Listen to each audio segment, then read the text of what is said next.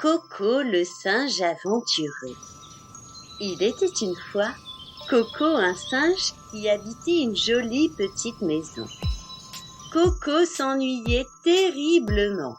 Dans la chambre, le cheval basculait toujours de la même manière. Le petit chien racontait toujours la même histoire. Et le camion se plaignait sans cesse de n'avoir pas de moteur. Coco en avait marre de rester là, dans cette chambre.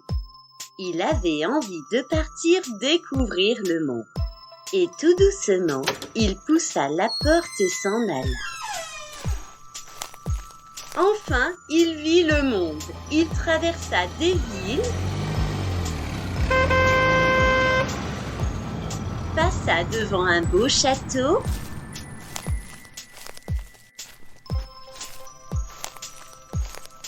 des lacs,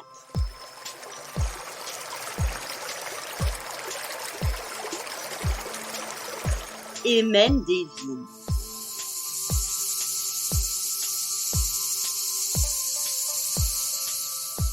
Il suivit un long chemin et arriva dans une forêt.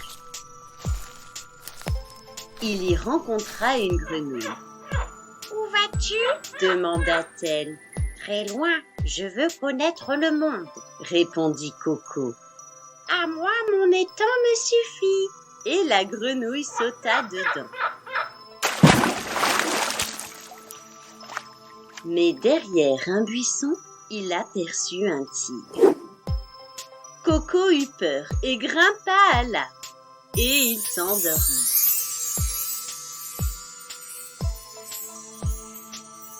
Le lendemain matin, le tigre était parti.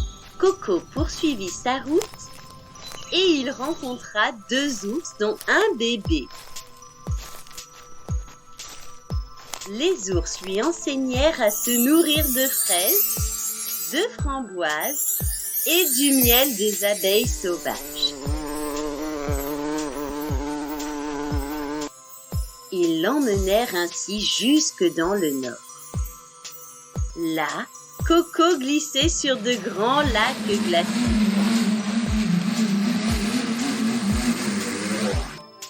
Ainsi, le singe arriva chez le roi des ours. Il était tout blanc, avec une couronne d'or sur la tête.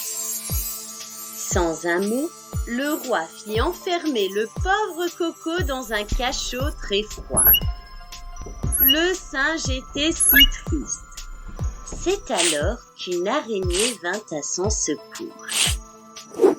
Elle tissa sur le mur une toile si solide qu'il put l'utiliser pour atteindre la fenêtre. Et il se laissa redescendre de l'autre côté. Mais la prison était entourée d'une mer remplie d'icebergs. « Au secours !» cria-t-il. Par bonheur, le pilote des glaces passait par là avec son avion. Il descendit attraper Coco. Ils passèrent par-dessus la mer.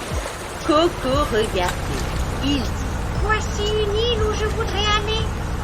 Le pilote des glaces le déposa sur l'île et ils se dirent au revoir.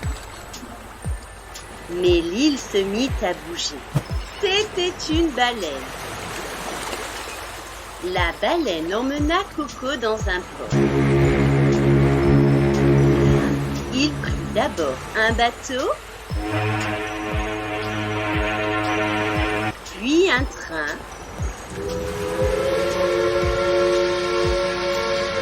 et un autobus pour arriver enfin dans sa petite ville. Il retrouva enfin sa maison.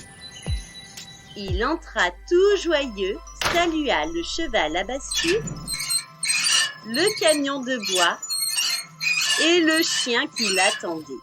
« Comme on se sent bien chez soi !» se disait-il.